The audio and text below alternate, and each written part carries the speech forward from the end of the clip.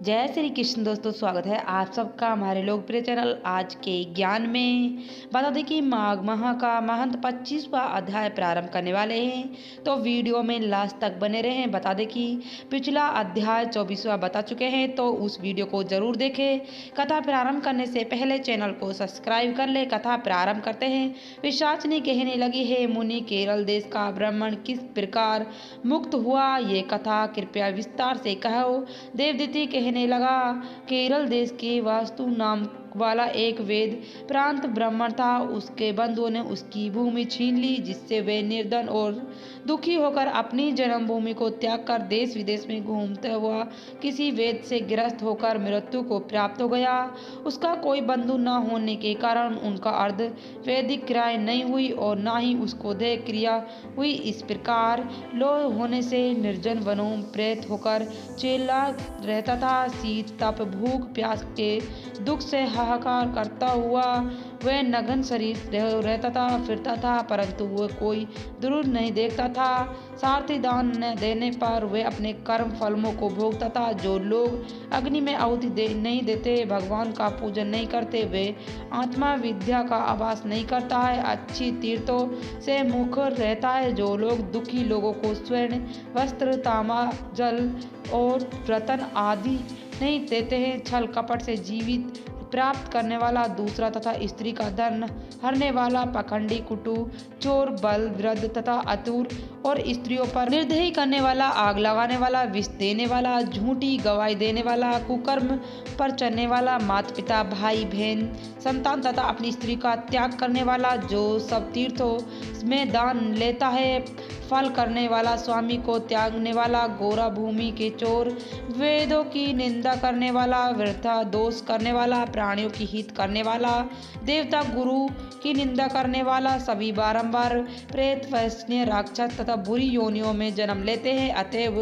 बुरे कर्मों से बचकर कर्म के कार्य यज्ञ करना दान तथा तप आदि करना चाहिए। कोई कर्म फल अश्वमेव मिलता है। इस प्रकार प्रेत की गति देखते ही पाप कर्म आदि नहीं करना चाहिए। ब्राह्मण कहने लोगों की इस प्रकार केरल विमन उस पर्वत पर अधिक समय व्यक्त करते एक मार्ग में एक पथक को देखा, जो गंभीर से त्रिवेणी का जल लेते हुए आनंद पूर्वक भगवान के चित्र का ज्ञान करता था। प्रेत ने उनको मार्ग में रोका, कहा, तुम डरो मत, इस गरीन जल मुझको पिला दो, न ही तो ब्राह्मण प्राण ले लूंगा। वेदित कहने लगे, दुखी दुर्लभ नंगे मुरझाए हुए तुम कौन हो, पैरों से पृथ्वी के स्पर्श ना कर चलते हो। लोमशी बोले, प्रेत ये वचन सुनकर कहने लगे, मेरे ऐसे कोई कारण सुना है? मैंने कभी ब्राह्मण को दान नहीं दिया, अत्यंत लोभी था, क्रियाहीन था, दूसरों के अन्न से पालने वाला था। मैं कभी किसी के भिक्षा नहीं देता, ना दूसरों के दुख को दुख समझता। प्यासे प्राणी को मैंने कभी जल नहीं पिलाया,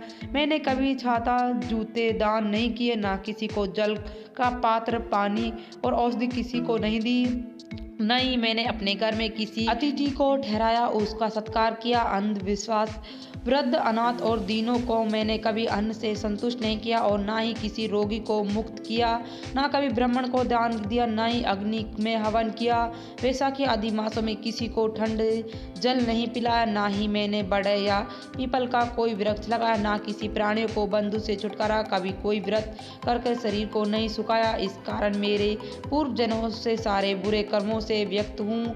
मेरे पूर्व जन्मों के कर्मों से ही मेरी ऐसी गति हुई है। इस वन में शीघ्र भेड़िया ब्याग बचे हुए मांस को तथा जंतु को खाने से गिरा हुआ फल, पग वृक्ष पर लगे हुए सुंदर फल और झरनों का सुंदर जल सबसे ही मिलता हूँ, परंतु देव इच्छा से मैं कुछ भी नहीं खा सकता। सिर्फ की तरह केवल पवन भक्षण करना व्यक्त करता हूँ। बल बुद्धि मंत्र पुरुषों से लाभ हानि सुख दुख विवाह मृत्यु जीव भोग रोग तथा विरोग में केवल भाग्य ही कारण होता है।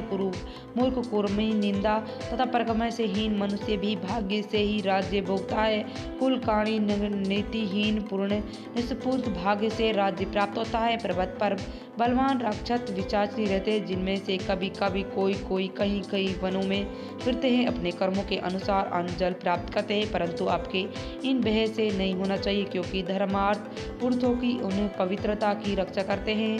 ग्रह नक्षत्र देवता सर्वदा दाताओं की रक्षा करते हैं। ये विश्वसनीय अजय से भक्त की तरह आंख उठाकर भी नहीं देखते हैं। जो नारायण भगवान से प्रेरित होते हैं, उन्हें प्रेत विश्वसनीय पूतन कोई भी बंधन नहीं दे सकता है। भूत बेल पिशाचनी गंधर्व शिकनी गौरी यज्ञ व्रत ग्रह भयंकर ग्रह कृत्य सर्प कुंड सूर तथा दूसरे दुष्ट जंतु पवित्र वैष्णव की तरह देखे भी नहीं सकते। जिसकी जीवा पर गोविंद का नाम हृदय में वेद स्तुति विद्यमान हो, जो पवित्र और दानी हो, उन्हें कभी भय नहीं हो सकता है। ब्राह्मण, इस प्रकार कर्मों का फल भोगते हुए मैं ये कह रहा हूँ, ऐसे सोचकर मैं शोक नहीं करता हूँ। एक बार जीवंजनी नदी के किनारे पर गया था। वहाँ घूमते हुए मैंने सरस के वचनों को सुना था।